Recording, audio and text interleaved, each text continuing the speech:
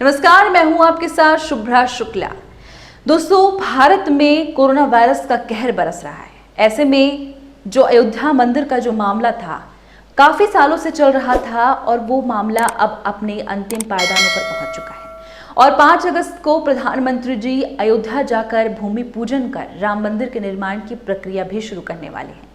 लेकिन इन सारे मामलों के बीच में अचानक 26 जुलाई को एक खबर आती है कि अयोध्या राम मंदिर का जो गर्भगृह है, उसके कुछ ही दूरी पर खुदाई कर वहां पर टाइम कैप्सूल गाड़ा जाएगा, जिसमें कि अयोध्या राम मंदिर का जो इतिहास है, वहाँ का जो भूगोल है, उसे संबंधित जो ऐतिहासिक जानकारियाँ हैं उस टाइम कैप्सूल में रखी जाएंगी, ताकि आगे चलकर कोई राम मंदिर से संबंधित कोई भी परेशानियां ना हो। जितनी परेशानी काफ़ी सालों से हम झेलते आ रहे हैं, हिंदुस्तान हिंदुओं का देश होने के बावजूद भी, यहाँ पर भारतवासियों का देश होने के बावजूद भी, जो भारतवासियों के जो इष्ट हैं, जो यहाँ के सबसे बड़ा तीर्थ स्थल कहा जाता है अयोध्या मंदिर, अयोध्या का राम मंदिर, उसे बनवाने में ही, उसके निर्माण कार्य में ही इतना समय लग गया।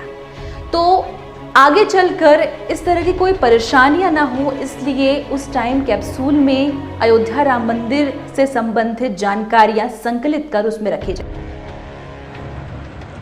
जानिए क्या होता है टाइम कैप्सूल।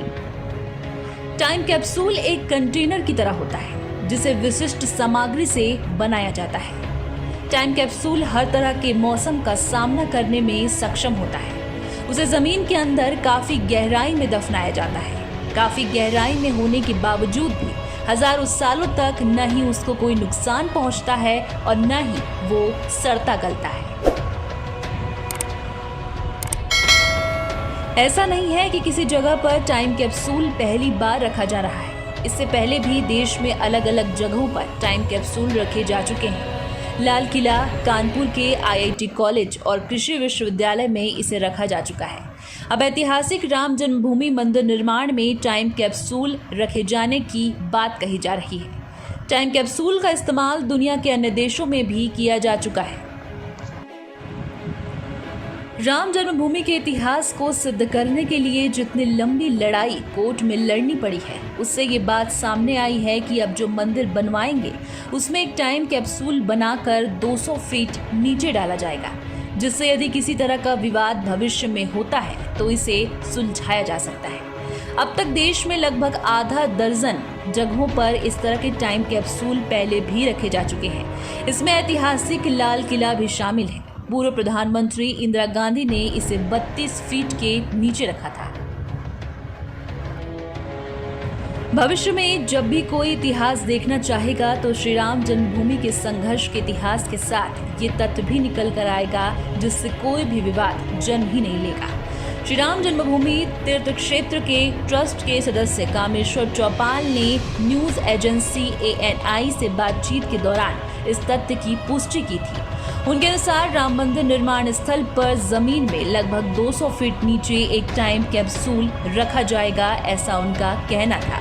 लेकिन अभी भी इस सारे मामलों में अभी भी असमंजस की स्थिति बनी हुई है। टाइम कैप्सूल गाड़े जाने की जो जानकारी थी वो राम जन्मभूमि तीर्थ ट्रस्ट के सदस्य कामेश्वर चौपाल जी के द्वारा दी गई थी। लेकिन कामेश्वर चौपाल जी के इस बयान के ठीक 2 दिन बाद राम मंदिर का जो ट्रस्ट है, उसके जो जनरल सेक्रेटरी हैं चंपत राय जी, उनका अचानक एक बयान आता है जिसमें उनका ये कहना होता है कि राम जन्मभूमि के कंस्ट्रक्शन एरिया में किसी भी प्रकार का कोई भी टाइम कैप्सूल नहीं गाड़ा जा रहा है। ये जो बात फैलाई जा रही है वो गलत है और इस बात पर विश्वास न किया जाए।